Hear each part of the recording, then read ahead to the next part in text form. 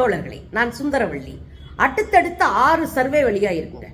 6லையும் வெற்றியை அடிச்சு தூக்கி இருக்கிறார் ஸ்டாலின். பெரிய பின்னடைவை பாஜகவும் அதிமுகவும் சந்திக்கிறது. 2 தொகுதியில போட்டியிடுகிற விஜய் அவர்கள் 2 தொகுதியிலும் பின்னடைவை சந்திக்கிறார் என்று வருகிறது. இதெல்லாம் தாண்டி கொங்கு மண்டலம் எங்கள் கோட்டை அப்படின்னு சொன்ன இடத்திலேயே மொத்தமா தட்டி தூக்குது திமுக. என்ன நடக்கிறது தோழர்களே? 5 முனை போட்டி தமிழ்நாட்டில் தேர்தல் இருக்குங்க. கடைசியில நம்ம அம்மா சின்னம்மா சசிகலா சேர்ந்த பிறகு 5 முனை போட்டியா அது மாறி இருக்கு. எல்லாரும் பிரச்சார களத்தில் நெருப்பு பறக்க பிரச்சாரம் பண்ணிட்டு இருக்கிறாங்க. தங்களுடைய வாக்குறுதிகளை மக்களுக்கு சொல்லிட்டு இருக்கிறாங்க. தமிழ்நாட்டுக்கு என்ன தேவைன்னு பேச ஆரம்பிச்சிருக்கிறாங்க. இதுல பாஜக, RSS, சங்க பரிவார் கும்பலும் அவர்களுக்கு அடிமையாக இருக்கக்கூடிய அதிமுக கும்பலும் வழக்கம் போல பொய்யும் புரட்டையும் அடிச்சு விட்டுட்டு உட்கார்ந்து இருக்குங்க. மக்கள் அதை நம்பவே இல்லைன்றதா இந்த சர்வேக்கள் நமக்கு சொல்லுது. இவ்வளவு சிக்கலான நேரத்துல 20க்கும் மேற்பட்ட சர்வேக்கள் வந்துருச்சு.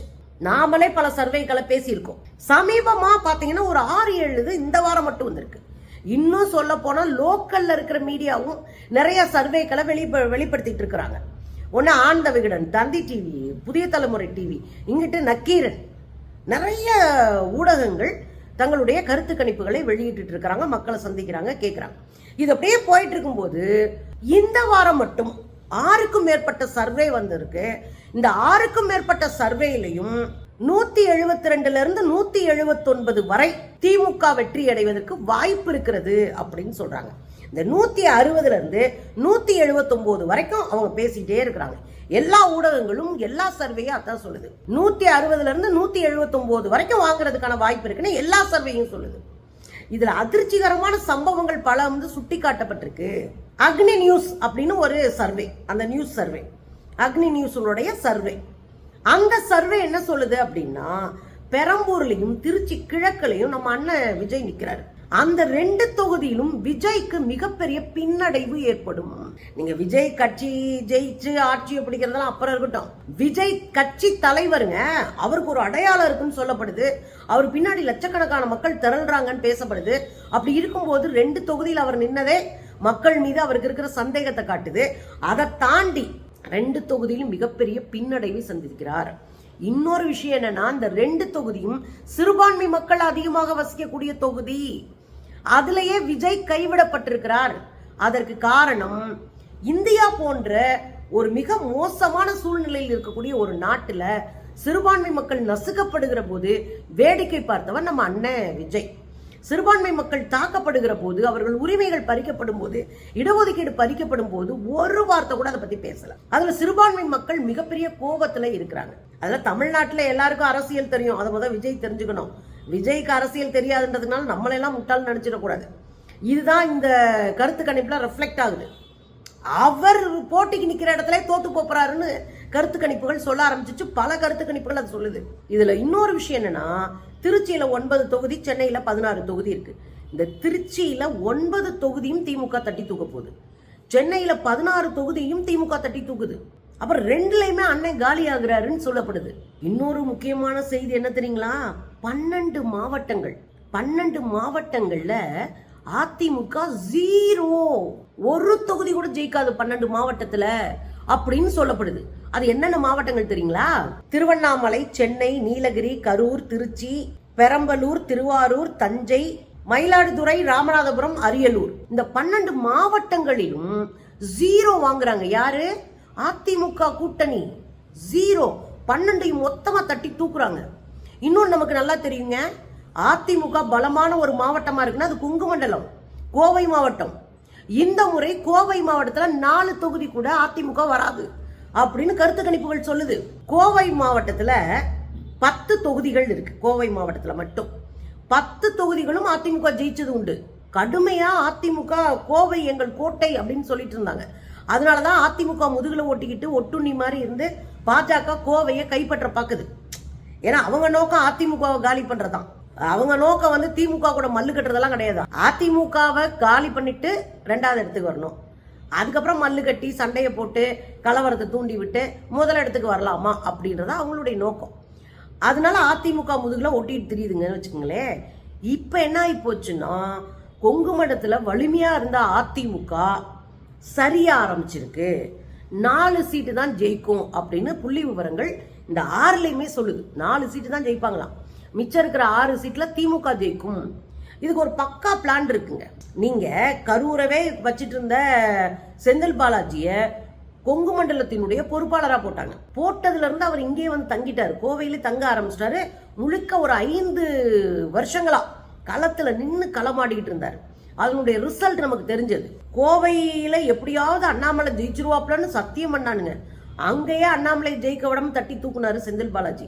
ஸோ 2024 நாடாளுமன்ற தேர்தலில் தமிழ்நாட்டில் ஒரு இடத்துல கூட இந்த கும்பல் ஜெயிக்கவே இல்லை, கோவை உட்பட. 2வது உள்ளாட்சி தேர்தலில் எடப்பாடியாருடைய தொகுதியிலே அவருக்கு முட்டையை வாங்கி கொடுத்தது இங்க செந்தில் பாலாஜி அவர்களுடைய களப்பணி. அவ்வளவு வேலை பார்த்துருக்கனால தான் அவரை தூக்கி கோயம்புத்தூர்லயும் போட்டாங்கன்னு வச்சுக்கோங்களேன். இந்த சூழ்நிலையில தான் கோயம்புத்தூர்ல 6 தொகுதிகளை திமுக வெல்லும் என்று இந்த கருத்து கணிப்புகள் சொல்லுது. வாய்ப்பு இருக்கு. கோயம்புத்தூர் அதிமுகவினுடைய வலிமையான கோட்டையா தான் இருந்தது, அதுல மறுக்க எதுவுமே இல்லை. ஆனா அது சரிந்து வருவதை நம்ம பார்த்துட்டே இருக்கோம். ஒரு தேர்தலையும் 41% வாக்கோட 2016 விட்டுட்டு போன அதிமுக 15% வாக்குல வந்து தூக்கிட்டு நிக்குது. அப்ப இதுவும் நடக்க வாய்ப்பு இருக்கிறது. இதுல இந்த புள்ளி விவரத்துல என்ன சொல்லப்படுதுன்னா, கொங்கு மண்டலமும் வடக்கு மண்டலங்களையும் அதிமுக பாஜகவினுடைய வாக்கு சதவீதம் சரிந்து வருகிறது. அங்க அவங்களுக்கு வாக்கே இல்லாம போயிட்டு இருக்கு கொஞ்சம் கொஞ்சமா. இதுல இன்னொரு கூத்து என்ன தெரியுங்களா, இந்த புள்ளி விவரங்கள் சொல்லுது, அண்ணன் விஜய் வாங்க போறே 10% 11% வாக்கு இருக்குல்ல, தொடர்ந்து சொல்லப்பட்டு இருக்குல்ல, அந்த வாக்குகள் யாருடைய வாக்குகள்னு அதை ஒரு புள்ளி விவரமா சேர்ந்தா அதிமுகவில் இருக்கிறவங்க விஜய் போறாங்க. ஏன்னா அவங்களுக்கு வேற போக்கடை இல்லை, அதிமுக முடிஞ்சிச்சு. அதிமுக இருக்கிறவங்க விஜய் போடுறாங்க. நாம் தமிழ்ல இருந்து மாற்றம் எடுன்னு சொல்லிட்டு இருந்த தம்பிங்க விஜய் போடுறாங்க. அப்ப அதிமுக நாம் தமிழர் இருந்து பெருவாரியான ஓட்டை விஜய் பிரிப்பதற்கு வாய்ப்பு இருக்கிறது என்று இந்த புள்ளி விவரங்கள் சொல்லுது. இதுக்கு இடையில இன்னொரு முக்கியமான ஒரு ஸ்கெட்சை வந்து உதயநிதி போட்டிருக்காரு. அது என்ன ஸ்கெட்ச் அப்படின்னா, ரொம்ப முக்கியமான தொகுதியாக, ஸ்டார் தொகுதியாக தமிழ்நாட்டில் பார்க்கப்படுவது பெரம்பூர் தொகுதி. அண்ணன் விஜய் உட்பட எல்லாரும் நிக்கிறாங்க. இந்த பெரம்பூர் தொகுதி திமுகவினுடைய கோட்டை. சோ சென்னையில திமுகவினுடைய கோட்டையில ஒரு செங்கலை கூட தொடவிடக்கூடாதுன்னு முடிவு பண்ணிட்டாப்ல யாரு, உதயநிதி. அதுக்கு அவர் ஒரு ஸ்கெட்ச் போடுறாரு. அவருடைய நம்பிக்கையான தோழரும் அவருடைய நம்பிக்கையான நண்பருமா இருக்கக்கூடிய ஜோயல் அப்படின்னு ஒருத்தர், தூத்துக்குடி பொறுப்பாளர் அவர் தான், இளைஞர் அணிக்கு அவர் தான் மாநில துணை செயலாளரா இருக்காரு. அந்த ஜோயலை களமிறக்கியிருக்காரு. எதுக்குயா அப்படின்னா, எல்லா மாவட்டங்களிலிருந்தும் 1000த்திற்கும் மேற்பட்ட இளைஞர்கள் அங்க இறக்கப்பட்டிருக்காங்க. 1000த்துக்கும் மேற்பட்ட இளைஞர்களை இறக்கி அந்த உள்ளூர்ல இருக்கிற திமுக இளைஞரையும் அந்த வெளியூர்ல இருந்து வந்தவங்களையும் சேர்த்து வீடு வீடா, வீதி வீதியா போய் பரப்புரை பிரச்சாரம், தமிழ்நாடு அரசினுடைய திட்டங்கள், கொள்கைகள், முடிவுகள், இங்க எப்படி சனாதனம் வெல்லக்கூடாது அப்படின்ற விஷயம் எல்லாத்தையும் மக்கள்கிட்ட வீதி வீதியா போய் சொல்ல போறாங்க அப்படின்னு ஒரு பெரிய டீமே களமிறக்கப்பட்டிருக்கு. இது ரொம்ப முக்கியமான விஷயமா நான் பாக்குறேன். ஏன்னா வீடு வீடா போய் பேசணுங்க. நமக்கான வாக்கை காப்பாத்திக்கணும் அப்படின்னா மக்கள்கிட்ட 1 to 1 உரையாடணும்.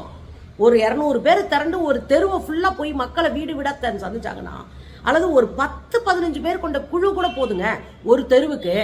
ஒரு நாளைக்கு அந்த ஒரு தெருவே கான்சென்ட்ரேட் பண்ணா போதும். 1000 பேர்னா அங்க இருக்கிற மொத்த தெருவையும் கவர் பண்ணிடலாம். பக்காவா ஸ்கெட்ச் போட்டு தூக்கலாம். அந்த ஸ்கெட்சை போட்டு பக்காவா ஜோயல்ல இறக்கி விட்டுருக்காரு உதயநிதி. இது ஒரு பரபரப்பா பேசப்பட்ட காலத்துல இந்த ரெக்கார்டிங்க்கு நான் உட்கார்ந்த போது ஒரு அதிர்ச்சிகரமான செய்தியை தொலைக்காட்சியில பிரேக்கிங் நியூஸா போட்டாங்க. தமிழ்நாட்டில் இருக்கிற ஆயர்கள் எல்லாரும், பல்வேறு கிறிஸ்தவ அமைப்புகள் இருக்கு, அதனுடைய தலைவர்கள் ஆயர்கள் என்று அழைக்கப்படுறாங்க. அந்த தலைவர்களிடம் மொத்தமா போய் ஒரு 10 பேருக்கு மேல மொத்தமா போய் முதலமைச்சரை சந்திச்சிருக்கிறாங்க. காரணம் என்ன அப்படின்னா, 2 நாளைக்கு முன்னாடி நம்ம பாஜகவை போட்டு பதம் பார்த்தோமே, சோழியை முடிச்சு விட்டோமே, தோல்வி பயத்தை மோடிக்கு காட்டி விட்டோமே, அந்த விஷயமா தான் தொகுதி மறுசீரமைப்புன்ற பேர்ல தமிழ்நாட்டை, இந்தியாவை காவு வாங்க பார்ப்பத நீங்க தான் தடுத்து நிறுத்திருக்கீங்க. அதுக்கு உங்களுக்கு வாழ்த்துக்கள் சொல்லிட்டு நாங்க கொள்கை ரீதியா உங்களுக்கு நிற்போம். கிறிஸ்தவரா இருக்காரு, அவர் வந்துட்டாருன்றதுக்காக கண்ணை மூடிட்டு நாங்க ஓட்டு போட மாட்டோம். கிறிஸ்தவராக இருந்தாலும் கொள்கையற்றவர்கள் நாங்க புறக்கணிப்போம். நாங்க கொள்கையுடைய உங்களை ஆதரிக்கிறோம் அப்படின்னு மொத்த கிறிஸ்தவ சமுதாயத்தின் தலைவர்களும் போய் சொல்லியிருக்கிறாங்க. ஆல்ரெடி இஸ்லாமிய தலைவர்களும் இதை பேசிட்டாங்க, அறிக்கை விட்டாங்க, நம்ம பார்க்கணும். ஆக விஜய் என்ன பண்ணாலும் கதம் கதம் தான் போலவே. என்ன பண்ண, தெளிவா அரசியல் தெரியணும், இல்ல அரசியலை கத்துக்குவாதும் முயற்சி பண்ணணும். களத்துல நிக்கணும், மக்களுக்கான அரசியலை கையில் எடுக்கணும். வெறும் கார்ப்பரேட் அரசியலை, கற்பனாவாத அரசியலை சினிமா பாணியில கையெடுத்தா அண்ணன் விஜய் மாதிரி தான் அடையாளம் இல்லாமல் தோற்று போய் அவமானப்படுவார்கள்.